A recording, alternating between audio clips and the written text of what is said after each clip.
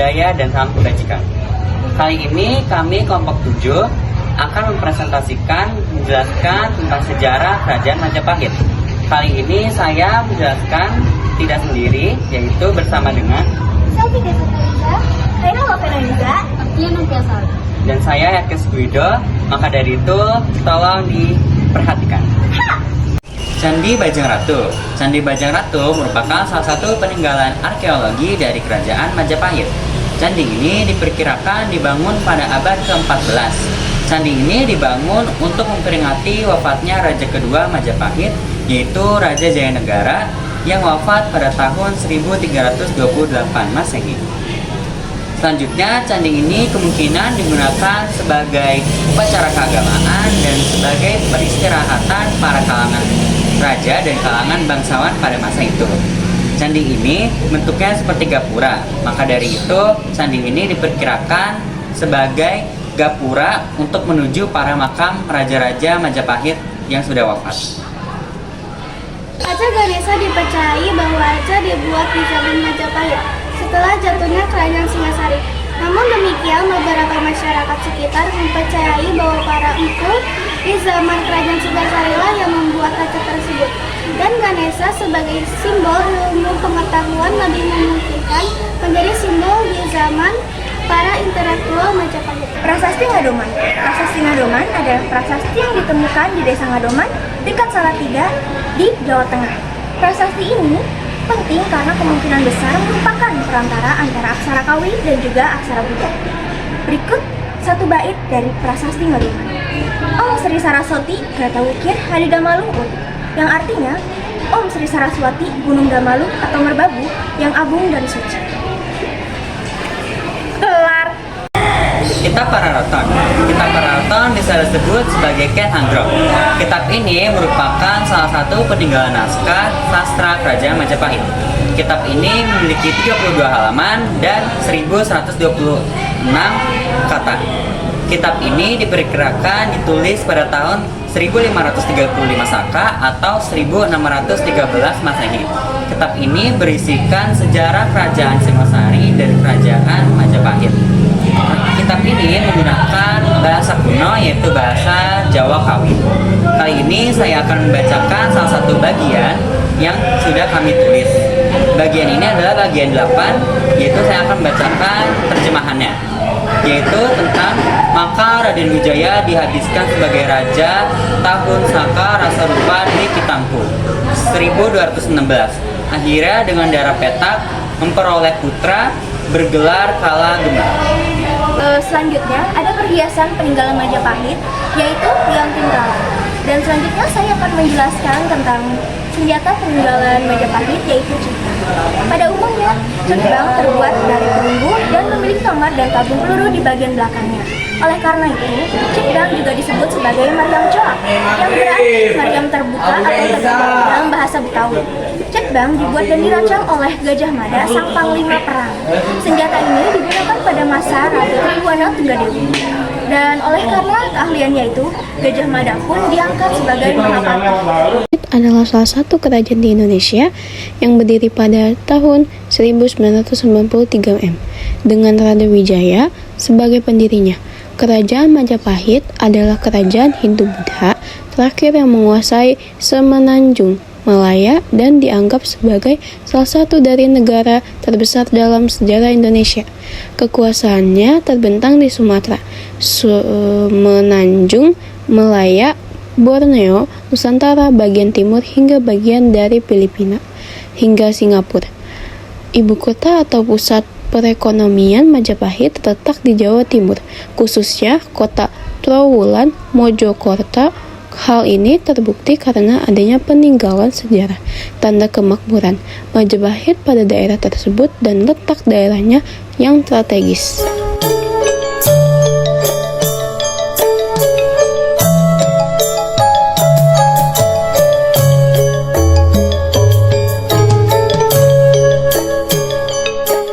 Berdirinya Kerajaan Majapahit berdiri pada tahun 1293 M oleh Raden Wijaya. disebutkan pada kitab Negara Kertagama dan Para Raton. Diawali dengan pembukaan hutan tarik oleh Raden Wijaya yang terletak di delta Sungai Brantas melalui tipu muslihat Raden Wijaya dengan tujuan menggulingkan Raja Prabu Jayakatwang dan membuat kerajaan baru yang menguasai Pulau Jawa. Dengan saran dan bantuan Arya Wiraraja, Raden Wijaya berpura-pura menyerahkan diri pada Prabu Jayakatwang, lalu tinggal di lingkungan kerajaan Kediri dan mengajukan permohonan untuk membuka lahan hutan dan tanah tandus ditarik. Pada saat itu, terdapat suku Mogol Tiongkok yang ingin membalas dendam pada Kertanegara. Tidak mengerti dengan politik Jawa, pasukan Mongol pun diajak dan dihasut oleh putra Kertanegara, yaitu Raden Wijaya, untuk melakukan pemberontakan kepada negara Kediri, yaitu Jayakatwang. Para pengawal Mongol yang mengawal ke Majapahit semua dibunuh oleh pasukan Majapahit.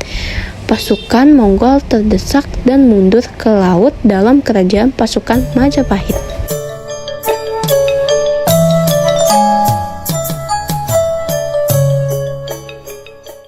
Berkembangannya, dalam waktu singkat, hutan tarik berhasil dibuka dan menjadi perkampungan baru dengan nama Majapahit. Desa Majapahit dijadikan pusat pemerintahan kerajaan baru yang disebut dengan Kerajaan Majapahit. Setelah melakukan peperangan dan pemberontakan, kerajaan Kediri dan orang Mongol Raden Wijaya kemudian memindahkan ibu kota ke Trowulan, mendirikan kerajaan Majapahit dan mengambil nama untuk ia sendiri, Kertarajasa Jawawardhana, merupakan pecahan dari 4, yakni Kerta, memperbaiki Pulau Jawa dari kekacauan. Rajasa berjaya mengubah gelap menjadi terang melalui perang berupa senjata tombak berujung mata 3 atau Trisula Muka. Dan Wardhana menghidupkan agama saat berkuasa. Pada masa itu, Majapahit merupakan kerajaan demokratis. Seorang pemimpin dilarang terlalu berkuasa. Semua masyarakat dapat mengutarakan pendapat dan mengedepankan musyawarah. Hal musyawarah terbukti pada kesastraan kitab Para Raton dan Negara Kertagama. Didukung oleh daerah Jawa yang subur, kegiatan pertanian dan perkebunan pun meningkat, dan juga letak dari pusat pemerintahan atau Trowulan sendiri yang sangat strategis untuk dilewati sebagai jalur perdagangan.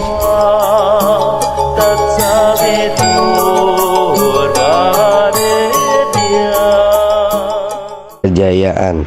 Kebesaran Majapahit mencapai puncaknya pada zaman pemerintahan Ratu Tribhuwana Tunggadewi Jaya Wisunuwardhani 1328 sampai 1350 Masehi, dan mencapai zaman keemasan pada masa pemerintahan Prabu Hayam Wuruk 1350 sampai 1389 Masehi, dengan Mahapati Gajah Madanya yang kesohor di pelosok Nusantara itu.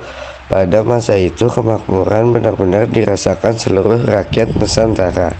Setelah naik tahta Hayam Wuruk bergelar Sri Raja Sanegara, Hayam Wuruk menjadi Raja Majapahit yang paling terkenal. Gajah Mada meneruskan cita-citanya.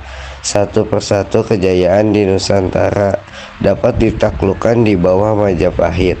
Sumpah Palapa yang dilontarkan Gajah Mada pun terlaksana, dengan daerah kekuasaan Majapahit meliputi Sumatera, Semenanjung Malaya, Kalimantan, Sulawesi, Kepulauan Nusa Tenggara, Maluku, Papua, ditambah Tumasik, Singapura, dan sebagian kepulauan Filipina.